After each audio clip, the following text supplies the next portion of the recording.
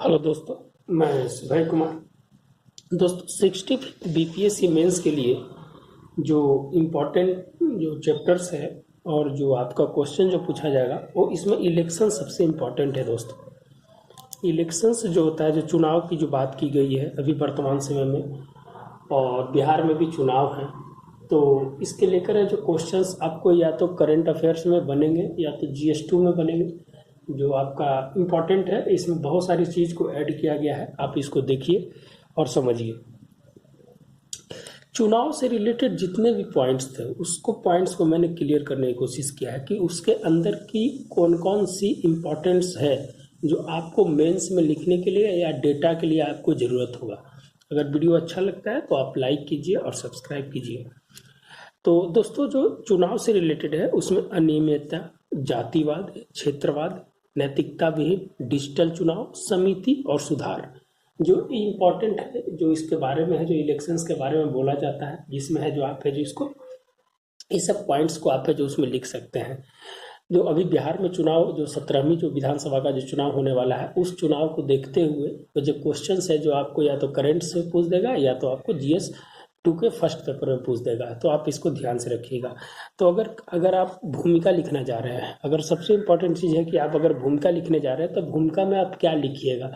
आप है जो चुनाव की अगर बात किया जाए तो इम्पोर्टेंस उसमें जो की पॉइंट्स होता है, जैसे चुनाव में जो मेन चीज़ होता है जो गोपनीयता, स्वच्छता और पारदर्शिता, तो अपने जो भूमिका है उस पॉइंट में इस सब चीज़ का जरूर यूज कीजिए ताकि यह जो आपका जो भूमिका है जो इम्पोर्टेंस रहे। दूसरा चीज़ कि आर्टिकल का भाग 15 से 324 से 329 के बीच की जो बात है उस बात को थोड़ा सा है जो आप है जो अपने भूमिका में डालिए। और तीसरा है जो राष्ट्र निर्माण में लोकतंत्र की जो भूमिका है उसमें है जो आप है जिसको ये भूमिका की बात बता रहे हैं। जब आप है जो 50 वर्ड लिखिएगा तो इस सब चीज़ का उसमें आप है जो उपयोग जरूर कीजिएगा कि चुनाव में इम्पोर्टेंट क्या होता है कि गोपनीयता की बात की जाती है, स्वच्छता की बात की जाती है, पारदर्शिता की बात की जाती है। तो चुनाव वही चीज़ है जो इसका मूल मंत्र है, तो आप उसको है जो भूमिका में जरूर रखिए। प्लस लोकतंत्र इंडेक्स है जो जारी करता है, तो उसमें है जो बताइएगा कि भारत के लोकतंत्र इंडेक्स में 51 स्थान है, पिछले बार से 10 स्थान है जो पीछे चला गया है। तो आप है जो इस सब की चर्चा है जो जरूर कीजिएगा। ये है जो लोकतंत्र का जो इंडेक्स होता है, ये है जो एशिया प्रशांत के 5 क्षेत्रों में पूरा बटा हुआ है। उसमें है जो भारत है जो प्रशांत, एशिया प्रशांत वाले क्षेत्र में आता है, उसमें है जो आपका 51 नंबर पर है, जिसमें ऑस्ट्रेलिया को भी इसमें ऐड किया गया है। तो आप है जो इसको थोड़ा सा देख लीजिएगा। फिर है जो आपको पॉइंट्स क्या होना चाहिए, अनियमितता के में आप क्या लिखिएगा। तो मतदान अधिकार से वंचित अगर किसी को करता है तो अनियमितता में आ जाता है। चुनाव आयोग में आचार संहिता से संबंधित अगर किसी प्रकार का कोई राजनीतिक दल उसको अगर हनन करता है तो है जो अनियमितता में आ जाता है। अभी बिहार में सबसे पहला जो आचार संहिता का इस बार जो हुआ, जो जो पुष्पम प्रिया चौधरी है, जिसपे है जो आचार संहिता का पहला केस दर्ज हुआ है, ये आप है जो देख लीजिएगा। आप है जो अपडेट रहिएगा। ये प्लूरल्स पार्टी की है जो चेयरपर्सन है, प्रेसिडेंट है, जो बहुत इंपॉर्टेंट्स हैं अभी बिहार चुनाव के लिए, इनको जो बहुत देखा जा रहा है, तो आप ही जिसको देख सकते हैं। फिर नौकरशाहों का विशेष दलों के साथ से जो समर्थन होता है, ये है जो अनियमितता में आ जाता है।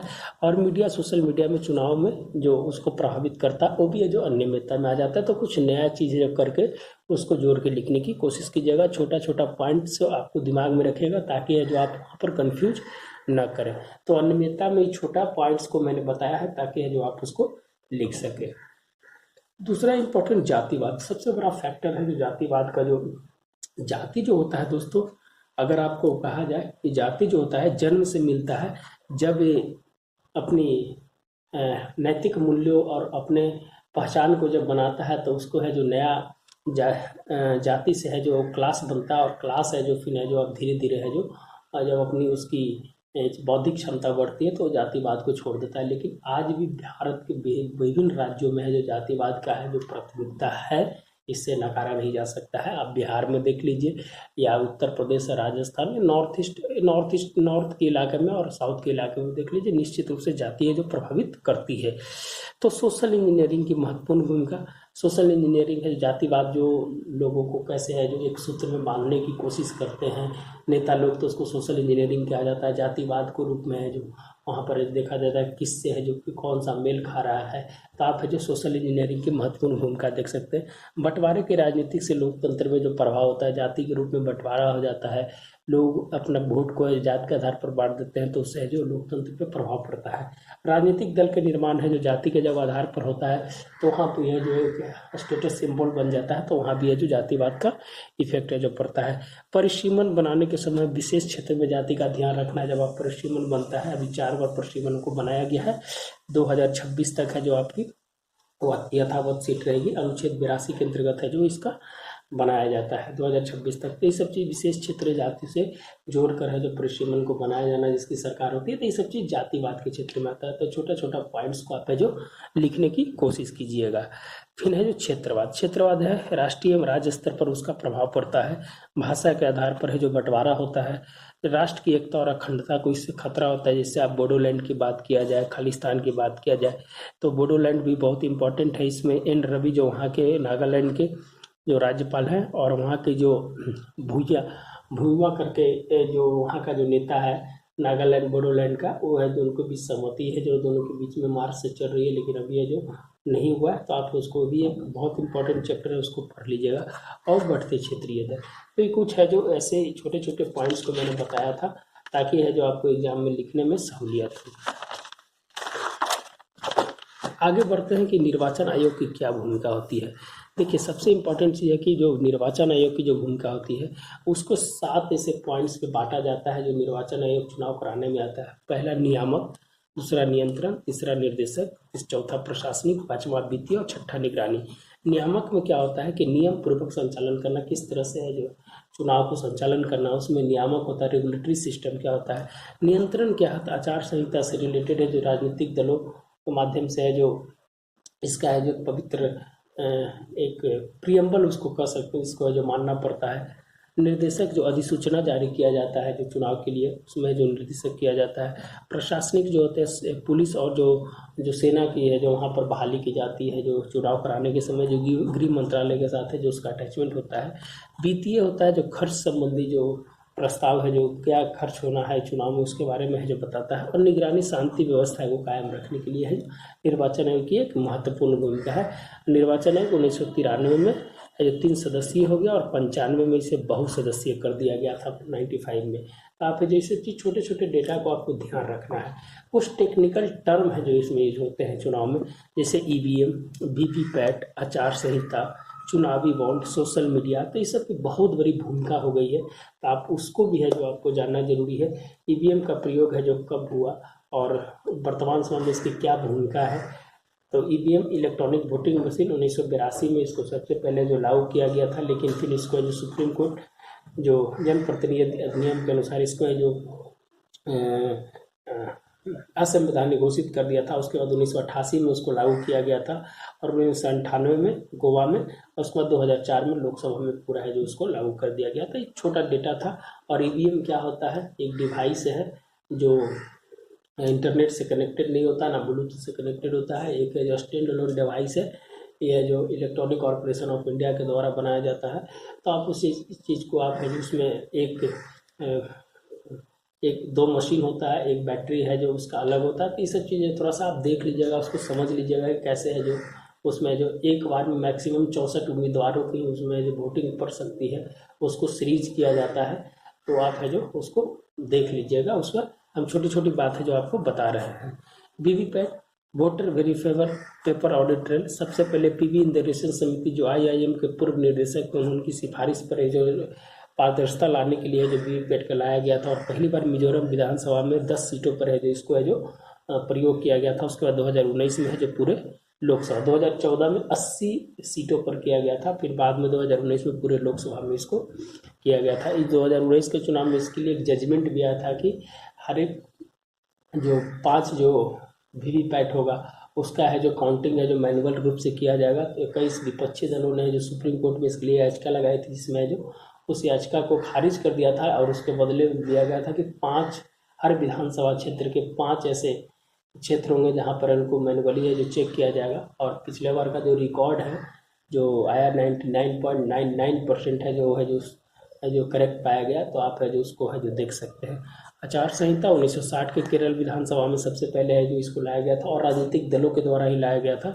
और 1967 में लोकसभा और विधानसभा दोनों में इसको लागू कर दिया गया।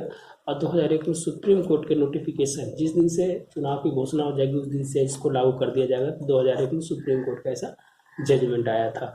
तो ये कुछ इंपॉर्टेंट छोटे छोटे बातें थे। चौथा, चुनावी बॉन्ड, जो चंदा दिया जाता है, राजनीतिक चंदा दिया जाता है, तो जनप्रतिनिधि नियम 1951-29 के अंतर्गत इसको रखा गया है। और इसमें है जो पिछले बार सुधार किया गया था कि मिनिमम 1,000 रुपया और मैक्सिमम 1 करोड़ रुपया तक के जो चंदा है जो मिल सकता है। और इसके लिए जब वहाँ जो प्रत्येक वित्तीय वर्ष जो होता है उसके लिए भारतीय स्टेट बैंक में तो 10 दिन के लिए इसको ओपन किया जाता है। आप उसको लेकर है जो आप उसको किसी भी राजनीतिक दल को आप दे सकते हैं। इसके लिए कुछ समितियां जो सुधार के लिए बनाई गई थी, दिनेश गोस्वामी समिति और इंद्रगुप्त गुप्ता समिति। तो आप है जो इस समिति का भी नाम है जो लिखने की कोशिश कीजिएगा। तो ये सब छोटे छोटे चीज़ है जो आपको बहुत इंपॉर्टेंट होगा एग्जाम में लिखने के समय, इसीलिए मैं है जो आपको बताने की कोशिश किया। सोशल मीडिया जो अभी बहुत इंपॉर्टेंट रोल है, जो एग्जिट पोल और ओपिनियन पोल। ये है जो एग्जिट पोल है जो मतदान के 48 घंटे पहले तक है जो उसको एक बार दिखा सकता है, उसके बाद जब खत्म होगा उसके बाद ही दिखा सकता है। पिछले बार है जो सुप्रीम कोर्ट का है जजमेंट आया है। तो आप है जो एग्जिट पोल के बारे में भी आप है जो 48 घंटा पहले, मतदान शुरू होने से 48 घंटा पहले है जो कोई है जो दिखा सकता है, और उसके बाद जब पूरी चुनाव खत्म हो जाएगा बीच में जो कोई नहीं दिखा सकता है। तो यह है जो पिछले बार ऐसा जजमेंट आया था। 2019 की लोकसभा में सोशल मीडिया से 2.8% बात को है जो सही माना गया, बाकी है जो फेक माना गया। एक डेटा है 2.86% है जो इंटरनेशनल टेलीकम्युनिकेशन ऑफ इंडिया के द्वारा है जो ये है जो डेटा है जो दिया गया था, कि 2.86% है जो उसकी सही माना गया था। और इसके लिए है जो चुनाव आयोग ने CVGIL है जो अपना एक लॉन्च किया डिजिटली रूप से, कि अगर किसी प्रकार कहीं है जो आचार संहिता को उल्लंघन हो रहा है तो आप फोटो खींच के 20 सेकंड का 30 सेकंड का आप उसको डाल दीजिए, उसको है जो फिर निर्वाचन आयोग वेरीफाई करेगा। तो ये कुछ सोशल मीडिया की। फिर 1 नेशन 1 इलेक्शंस की बात बीच बार की गई थी। तो आप है जो इसकी सबसे पहले जो विधि आयोग ने 1999 में इस पर एक रिपोर्ट सौंपी थी कि एक होना चाहिए, ताकि है जो अनियमितता, राजनीतिक चंदा, काला धन से इसको नुकसान से बचाया जा सके, लोकतंत्र के लिए जो हानिकारक हो रहा है उसको बचाया जा सके, विकास की राजनीति को सकारात्मक प्रभाव दिया जाए, भ्रष्टाचार पर रोक लगे, वित्तीय बोझ कम हो, राजनीतिक द्वेष की भावना कम हो, कर्मचारी का दोहन कम हो। तो कुछ ऐसे पॉजिटिव और निगेटिव पॉइंट है, तो इसको है जो आप है जो लिख लीजिएगा, नहीं तो बहुत बड़ा वीडियो हो जाता है। इसलिए मैं छोटा है जो करने की कोशिश किया हूँ, आपको क्लिप्स देने की कोशिश कर रहा हूँ कि आप है जो इस इलेक्शंस के बारे में कम से कम इतना दिमाग में रहे, ताकि है जो आप है जो उसको लिख सके। सबसे इम्पॉर्टेंट चीज़ है कि वर्तमान में जो कोरोना के बाद है जो 70 देशों ने है जो चुनाव को टाल दिया है, और भारत में ये जो चुनाव है जो लोकसभा विधानसभा का जो चुनाव हो रहा है वो है जो कोरोना काल के बाद सबसे बड़ा चुनाव है। और इसको है जो न्यू डिजिटल इलेक्शन लैंडमार्क इसको है जो चुनाव बोला जा रहा है, कि एक नई दिशा को है जो रास्ता, एक नई चुनाव की रास्ता को बताया गया है जो बिहार चुनाव। इसमें 17वीं है जो लोक विधानसभा का चुनाव हो रहा है। और इसमें दो इम्पॉर्टेंट चीज़ है, क्या पॉजिटिव है क्या निगेटिव है। पॉजिटिव यही है कि डिजिटल टेक्नोलॉजी को प्रमोट करने की बात की गई है, इसमें डिजिटल इलेक्शन कैंपेन करने की बात है, वर्चुअल रैली की बात है, खर्चे में कमी आएगी, डिजिटल साक्षरता पे बल दिया गया। डिजिटल साक्षरता है जिसके पास वो है जो अच्छा से कैंपेन कर पाएगा, रोजगार बढ़ेगा जिसके पास स्किल्स होगा, कंप्यूटर्स का नॉलेज होगा, ब्रांडिंग करने की कोशिश करेगा, प्रचार करने के लिए फेसबुक ट्विटर ये सब है, तो उस पर भी रोजगार है जो मिलने की संभावना है। तो कुछ उस स्तर से भी देखा जा सकता है। डिजिटल इंफ्रास्ट्रक्चर की जरूरत होगी लोगों के बीच में, जो डिजिटल इंफ्रास्ट्रक्चर बनेगा तो है जो इसकी समस्या जो इसकी जो महत्व है वो है जो पता चलेगा। सोशल मीडिया की डिमांड है जो बढ़ेगी, इस पे है जो भी सोशल मीडिया के बारे में भी है जो फेसबुक ट्विटर व्हाट्सएप जैसे है जो इसकी बहुत बड़ी भूमिका है जो आने वाला समय में होने जा रही है जो डिजिटल इलेक्शन है। इसके जो निगेटिव पक्ष है वो क्या है, निर्दलीय उम्मीदवारों की जो समस्या होगी, उनके पास उतना इंफ्रास्ट्रक्चर नहीं है, उतना स्किल्स लोग नहीं है, तो ये एक लोकतंत्र के लिए है जो नकारात्मक प्रभाव को दिखाता है। साक्षर नहीं होने पर चुनाव की प्रक्रिया समझने में समस्या होगी, लोकतंत्र में अविश्वास की प्रगति को बढ़ावा मिलेगा, निर्वाचन आयोग की नकारात्मक स्थिति को दिखाता है, डिजिटल प्रचार के निर्दलीय द्वारा छोटे दल का कम प्रभाव होगा, ताकि ये जो लोग, तो ये सब चीज़ें कुछ निगेटिव भी चीज़ होंगी। तो कुछ ऐसी बातें थी जो हम आपको इलेक्शन से रिलेटेड है जो कंसाइज करने की कोशिश की है, और बिहार नहीं नेशनल सैंपल सर्वे के अनुसार बिहार के एक डेटा के अनुसार बताया गया, इसे टेली डेंसिटी में तो मात्र 53.7% है। 100 में 53 लोगों के पास ही मोबाइल है। आप जब देखेंगे टेली डेंसिटी तो बिहार सबसे नीचे है। तो आप है जो आप एक देख सकते हैं डेटा। लेकिन अभी वर्तमान में भारत नेट कार्यक्रम, डिजिटल इंडिया कार्यक्रम के माध्यम से इसको बढ़ाया जा रहा है, तो आप उसको भी लिख सकते हैं अगर आपके पास डेटा हो। तो उसमें 42% शहरी के पास इंटरनेट है और 15% ग्रामीण के पास इंटरनेट है। तो इतने लोग हैं जो इससे प्रभावित होंगे, जो डेटा है उसके माध्यम से। तो ये कुछ आपके चुनाव से रिलेटेड है जो आपके एक कंसाइज किया हुआ था। आप इसको अगर अच्छा लगे तो आप है जो जरूर है जो दूसरे के भी शेयर कीजिए, बहुत इंपॉर्टेंट है। और आगे आने वाला समय में कुछ इसी तरह का है जो हम वीडियो लेकर आएंगे, ताकि है जो आप लोग को 65th मेंस में है जो आपकी सहूलियत है जो बनी रहे। धन्यवाद दोस्तों, मिलते हैं फिर नए वीडियो के साथ। धन्यवाद।